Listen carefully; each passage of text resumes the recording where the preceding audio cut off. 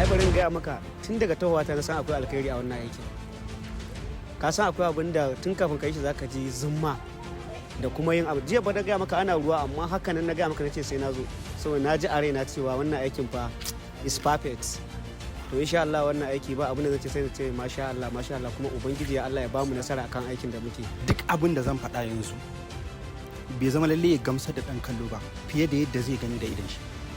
Amma dai abin da nake so in sanar da ɗan kallo shi ne kawai ya kasance cikin shiri, saboda zai ga abin da bai saba kallon irin shi ba.